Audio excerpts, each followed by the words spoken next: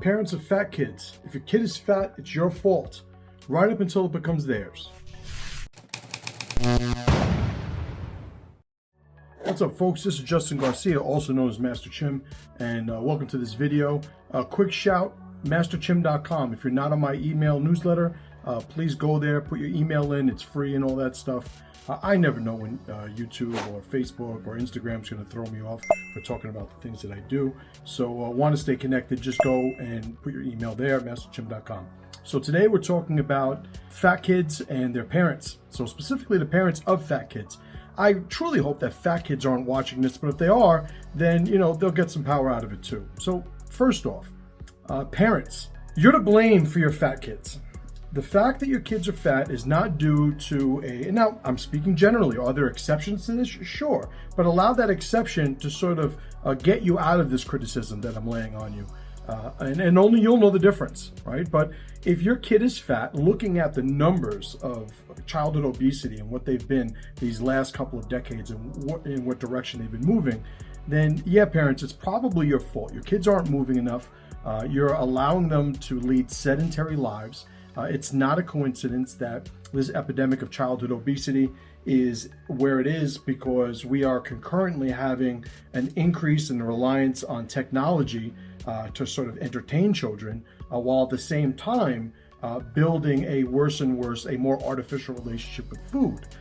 And that artificial relationship with food also addresses the artificial relationship with artificial foods. I'll be the first one to tell you, if you want your child to lose weight, it comes down to thermodynamics. They got to eat less than they are burning off. If you want to keep them healthy, then you need to make sure you sort of maintain a reasonable balance of what it is they're eating compared to what it is that they're doing, compared to where their weight is. And I'll be the first one to say, listen, I'm not giving you medical advice. Go find a dietitian, go find somebody who does this exclusively. I know that all my kids have six packs. I know that when I was 290 pounds, all my kids had six packs. So one of the things that parents seem to sort of shield themselves with during these types of criticisms is, well, my family runs big, like whatever the fuck that means. Everyone in my family's fat. Everyone in my family. Well, the way my family deals with calories, all of that is nonsense. Okay. Of course, your family will, your genetics more generally will have a lot of influence and say on things like your secondary characteristics, your height, the shape of your bone structure and whatnot. I'm 5'5". I'm the shortest one in my family.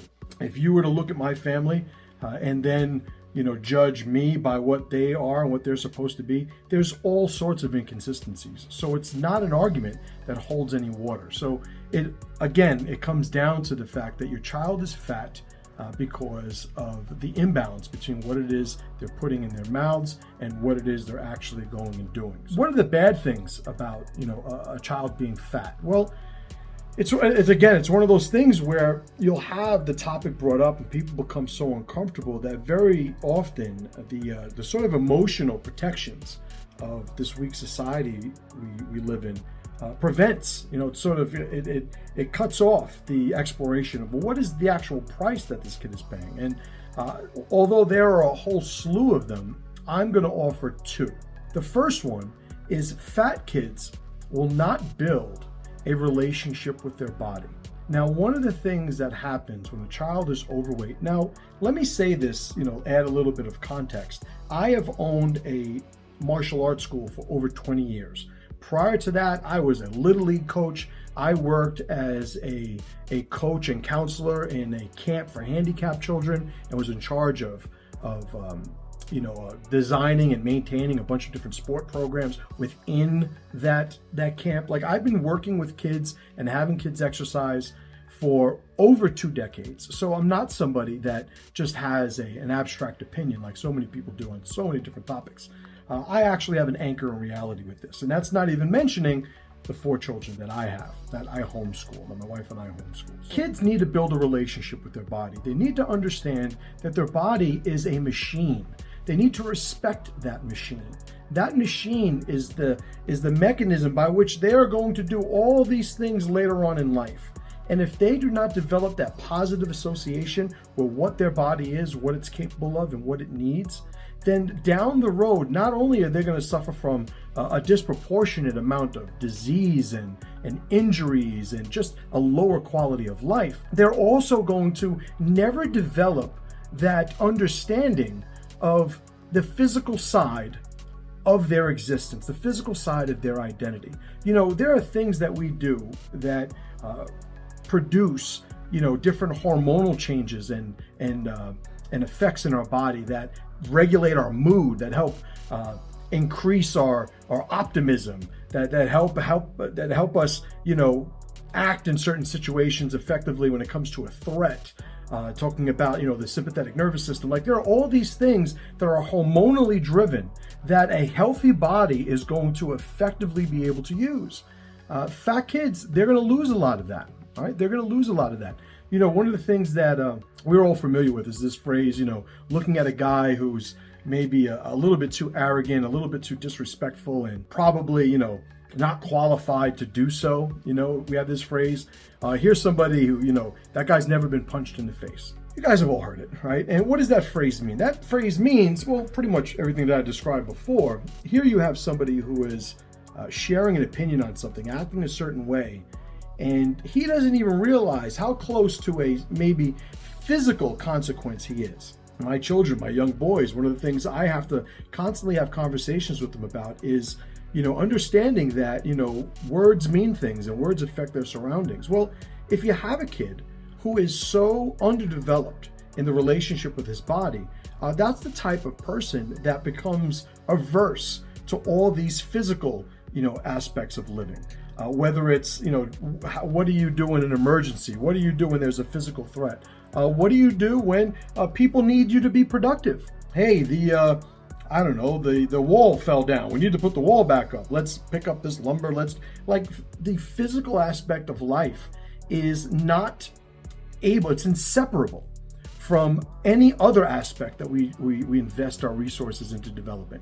You know, so fat kids wind up handicapped when developing that relationship. The next thing is, if you are somebody who advocates for allowing children to be obese, allowing children to be fat, and if your child's fat, you are an advocate for it, unless it is a theme that is directly being confronted and battled in your home and the culture, you know, sort of reflects that, you're an advocate, right? Because if you're sitting there just being complicit, then you are certainly supporting it.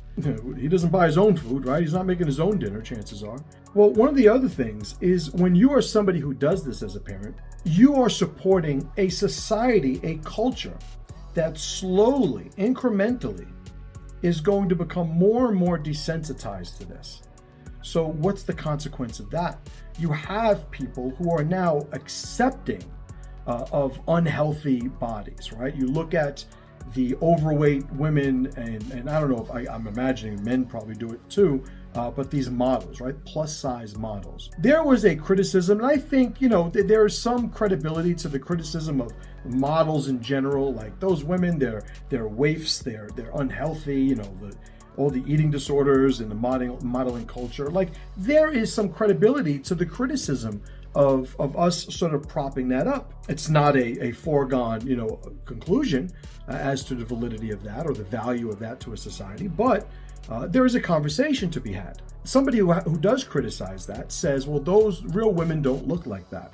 Well, what's happened over time is that position has become so exaggerated that it hasn't been this, you know, this almost unhealthy level waif being a model, being, you know, this isn't natural, we shouldn't support this. We need real women. Now we've gone all the way down to the point where we're supposed to glorify and have this adoration for unhealthy women. Like, if you are an obese woman, you are unhealthy. You should not be lauded for having an unhealthy lifestyle. You should not be looked up to for what it is that you are advocating for, right? But as a society, when you have parents who, you know, are farming these fat children like so many livestock, as a society, at a societal scale, we wind up becoming desensitized. That just means it becomes more and more normal. which means there's less of a corrective influence of society driving people to become more healthy, right? And you look at, America, and obviously I'm in America, so I have that point of view where this is concerned. But you look at America throughout history, there was a time where women and men took pride in how they presented themselves. There was a time where there were generations where a man, he wouldn't be in his house without shoes on, without maybe a buttoned up shirt. A woman would, put on makeup and get dressed up. And I don't want to tread too much into the cultural discussion here, but there was a time where it came to the relationship we have with our physical bodies, that it was prevalent, it was supported, it was a component of who we were. And we were also the same people who were able to get things done in the physical world. We didn't rely on technology as much. We didn't rely on outsourcing the things that we had always done, inside the home, from a man's point of view, a mother's point of view, whatever. When you are somebody who advocates for having these obese children being farmed and raised in your house, you wind up supporting a society that makes that more and more normal. And that's just unsustainable, right? It's an untenable design when it comes to, creating future generations, because it's a direction that's only going to get worse. That's what we see. There's a certain point where, I have to hold parents accountable because they're the ones who are making the decisions for the children, right? They're the ones who are leading, who are parenting, who are guiding, mentoring, whatever the case is. However, there is going to be a point where these children are now going to be able to control their own relationship with all of these variables that affect, their health, their ability to maintain a healthy weight. At that point, the way the narrative goes in this society, what's going to happen is these children are now going to blame their parents. And because we could say, yeah, the parents probably caused this. This is why he has that. We're somehow going to conflate that with, an argument for not holding the now adult accountable for his decisions and his actions. And that's what it comes down to. Fat kids aren't learning that sometimes whether you want to do something or not is irrelevant. It's just a no. It's a hard no. If one of my children wants to have, we have dessert in the house once a week.